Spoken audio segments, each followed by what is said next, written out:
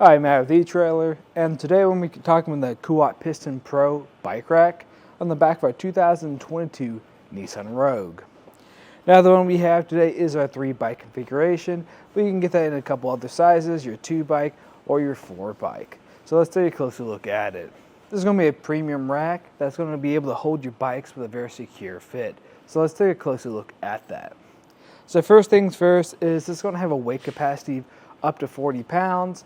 But since we're talking about weight capacity, this rack itself weighs about 86 pounds. So if you have this fully loaded up, that's going to be a lot of tongue weight we have on the back of our car. So just make sure you're being cautious not to overload your vehicle's tongue weight.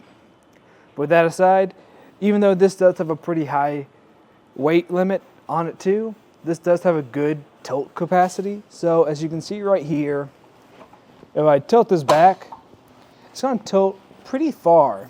We're actually almost making contact with the ground. I'm sure if you had this fully loaded up, it would make contact. But this is going to be great if you need to get into the back of your car, whether you have any groceries or if you need to get your gear out, you're going to have that ability too. Lifting this back up into place is going to be a little bit of a lift, especially if you do have this fully loaded. You just have to lift up from right here until it clicks into place. If we want to take a closer look at this, we're going to have to take off our bike. It's pretty straightforward. All you have to do is press these buttons to the pistons. You can push those arms all the way down. Speaking of those arms, also I recommend holding your bike as you take it off so it doesn't fall over. But these are going to be using a dual wheel mount system, so it's great for carbon frame and alternative frame bikes. And now I could take it for a ride. And when you got your bike off of here, you can put everything back into place. If this is all the way in the down position, you'll just have to press that piston first with a button to it and push it all the way down and it'll ratchet into place. Now you'll probably notice as I'm doing this, we have this area back here. And what this is an adjustment for different wheel sizes. And all you have to do is just squeeze these 2 buttons on the back. And with that bike off, we can also get some measurements now too. So, going from our back bumper to the back of the carrier at where those pistons sit, that's going to be a little bit under 37 inches. Well, this is a decent amount to be sitting out. It's something to be cautious of if in a tight spot like a parking spot or garage. As for our ground clearance, that's going to be about 20 inches, which isn't too bad. Just be cautious because if you do have this fully loaded up, it's probably going to drop down a little bit. But this is sitting up high enough thanks to that rise in our shank. I wouldn't be worried about making contact with the ground. Now if you want to save some space, you can.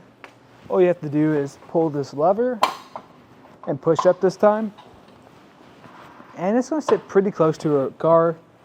So let me get the distance between where we're sitting. That's going to be a little bit over an inch. And for the total distance it's going to stick out at this point.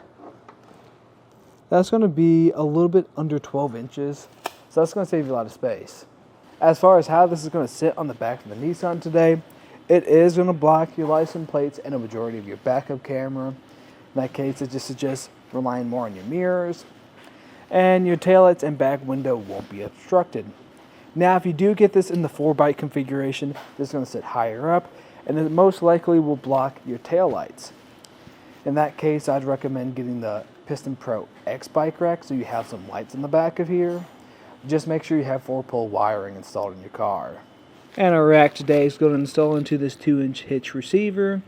And we're going to have this pin that goes through and connects to this lock core.